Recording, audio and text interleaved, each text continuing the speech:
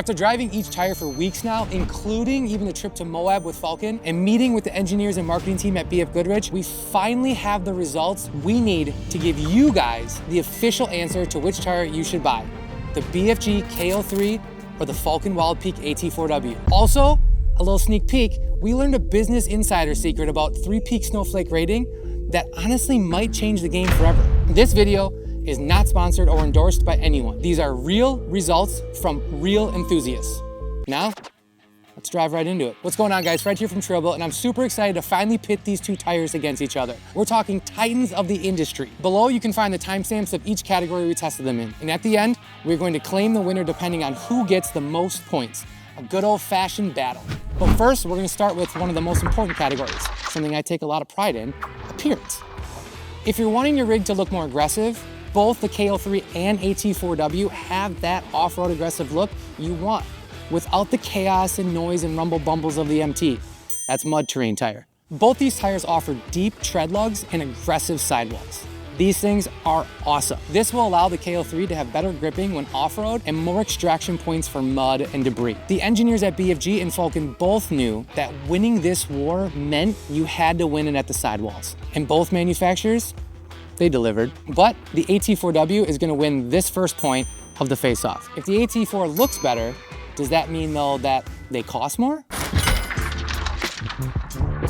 We checked the prices on our website at TrailBuiltOffroad.com and looked at the most popular sizes for both the BFG KO3 and the Falken AT4W. For all three sizes, BFG is gonna come in a little hefty on prices compared to the AT4W. For some sizes, it was only 50 bucks. For others, it was almost 200. That can be a big deal breaker for most. And to help lock in what size you can run in case you're not sure, make sure and check out our What Fits guides to help you decide which look you wanna go with and what will fit your rig. But in almost all cases, the KO3 is gonna be a bit more expensive, which is why the AT4W is taking a 2-0 lead in this battle. Next up, I wanna talk a little bit about the infamous 3-peak snowflake rating. So here it is. Here's the infamous news. Yeah, cicada. So here's the news I think you all need to hear. 3-peak snowflake rating is a scam.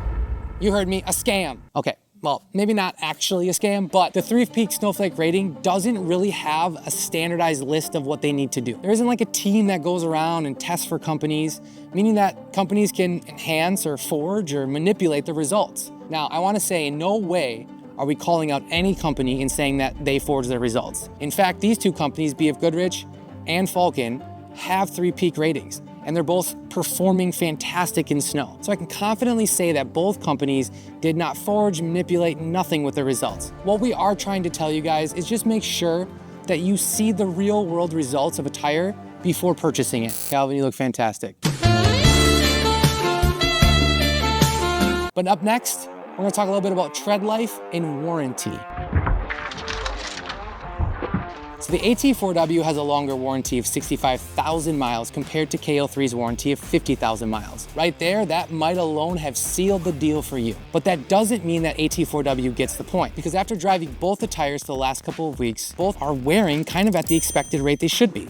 For this one, we're giving the KO3 the point, but that comes with a little bit of a cost. So how well does each tire perform, right? Isn't that what you guys come here for, see the tires? Well, on screen, we have a personal rating for each category.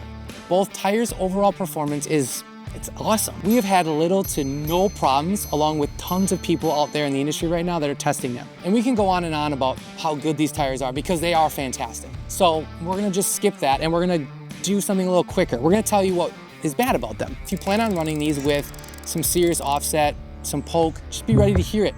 Be ready to look at the dings. So BFG continues their stance on being a long-lasting, durable tire that, if anything is compromised, it's probably what it does in the rain and the wet. We've talked to the engineers about this because it's the biggest question we get from you guys, and they assured us that these tires are built to last and that their performance on wet/rain is still seemingly okay. So my question is, are you willing to sacrifice some of those miniature wet conditions for performance and durability? It's a question you're gonna have to ask yourself, because the AT4W, on the other hand, is a beast in the rain and wet. So the AT4W might be a beast in rain, but that doesn't mean that the AT4W is perfect. These things are heavy, like really, really heavy. Now, if you're in the market for a full-size truck setup or you just plan to do some serious towing, then the weight isn't as much of a deterrent. But if you're like me and you drive a Toyota and you want to keep weight at a minimum, then I can see how the Falken AT4W will miss the mark on this one for you. So here are some of the most bought size tires that we have and what the weights are. We did some testing and we were expecting, honestly, a huge decrease in MPGs, miles per gallon, but found out it actually wasn't that bad. We were going from around 23 miles per gallon to around 20 from the stock tires to AT4W. So a decrease, yes, but that's not that bad. I drive a 4Runner. I'd literally sell a small limb just to get 1 mileage back.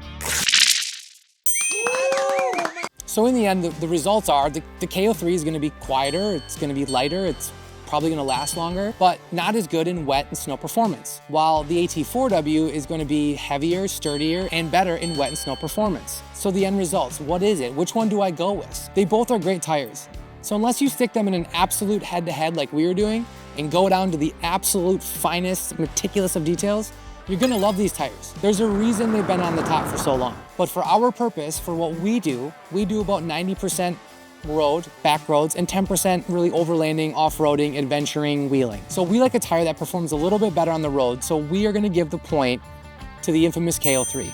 So now that we're all tied up, what tires should you buy? Leave it to us, right, to leave it tied. If you have a bigger truck or a big rig, do some towing, and you want the most performance out of an AT tire that you can get, I'm gonna tell you the AT4W is your go-to tire. I was out in Moab with Falken, and we did all the testing, and it was fantastic. There wasn't a single obstacle it couldn't handle. And even if your rig is smaller, as long as you know your gas mileage is gonna drop a little, this tire is still great for you. On the other hand, the KO3, it's nothing short of amazing as well. They are quiet, they're light, they look aggressive, and they perform great. So for those that don't have bigger vehicles or need a tire for 90% off-road and 10% off-road, the 90-10 rule, this tire is the best for you. In the end, the BFG KO2 and Falken Wildpeak AT3W have been absolute staples of the off-road and outdoors community for decades. And I don't expect that to change at all with this new era. But let us know what your experience with these tires are, or what tire you found to be the best for your situation. For now, I'm gonna get back to camping.